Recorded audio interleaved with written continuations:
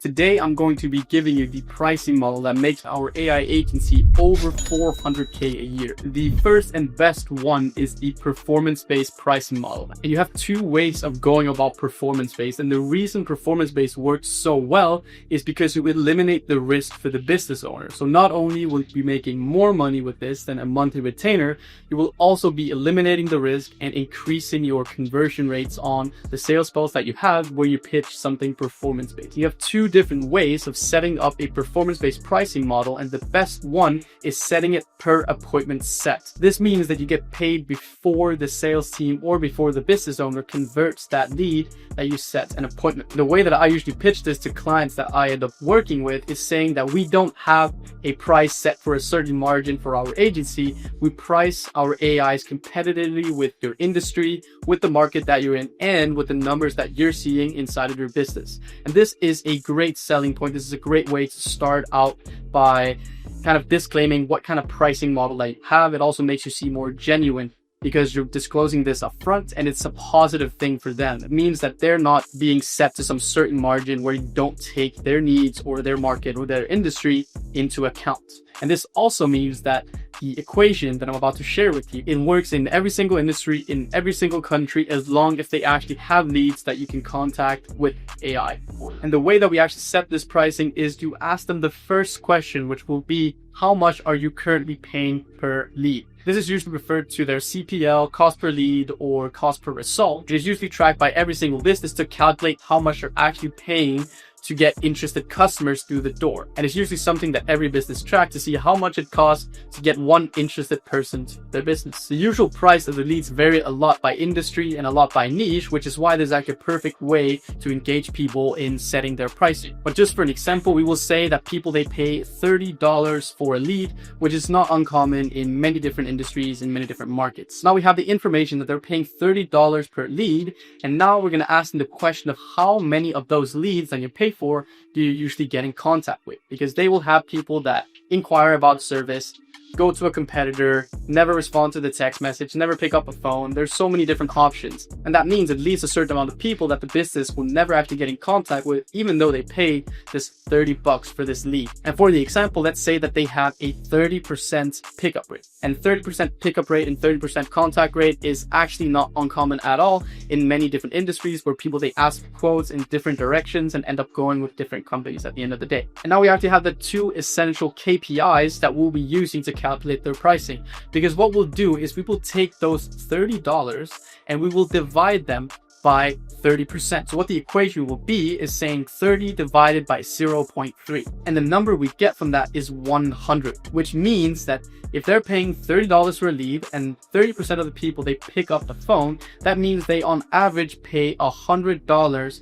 to go on a call and get in contact with an interested customer. And you make this clear to them by breaking down the equation and ask them, so you pay around $100 to get in contact with a person. And then once you and your prospect is on the same page, you tell them that you usually take their current cost and reduce it by 20 to 40%. Whether you go with 20 to 40% is completely up to you and the appointment price that you might be seeing on their end. But it's just really important that you make the point that you go in, you take their current price that they're paying for an appointment, and then you go and you actually reduce that price, because this will make it a no-brainer for them. But the most important thing is that you show them that you're taking their current cost per appointment, and then you take that cost and you lower it for them, giving them a more affordable price and making sure that they close more of their leads. Now, the second best option is going in and doing a revenue share with them or a fixed price per sale that you get them. There are two big downsides to this though. The first one being that it requires a lot of trust that this business owner will report back to you whether the people that you scheduled the appointments with actually ended up closing. So make sure that you trust this person that you're going to business with and go with your gut feeling, and just make sure that you set the right expectations of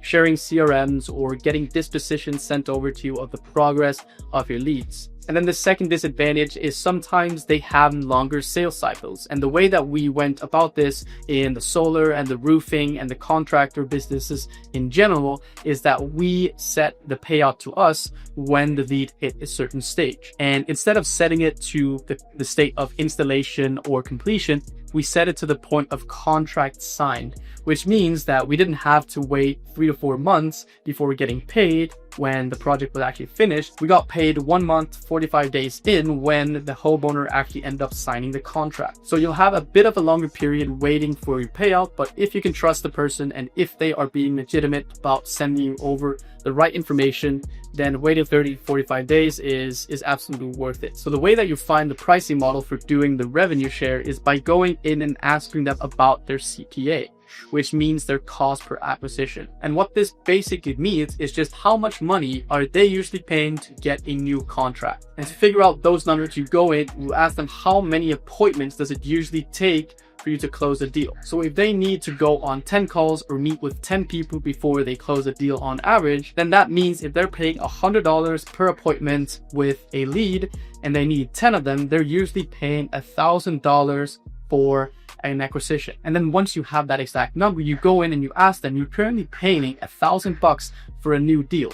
So if we were able to go in and get you deals from your old leads or from leads that are currently unresponsive that otherwise wouldn't have closed, then how about you pay me those $1,000 to make sure that we're closing more of your leads? And they'll usually be happy to do this because they only paid you $1,000 if you actually end up closing the deal and helping get that lead in and closed. Businesses are usually happy to pay their exact cost per acquisition. However, if you get a bit of sales resistance, you can always go in and lower that by 10 to 25% to make it a no-brainer. And now we have the monthly retainers, which is usually at the bottom of our list in our AI agency because we really like doing the performance-based deals. Because we literally have multiple companies that has paid us over $100K a year to send them appointments and get them more deals. And then for the monthly retainer pricing, the way that you go in and find out the best pricing is just by going in and identifying the need.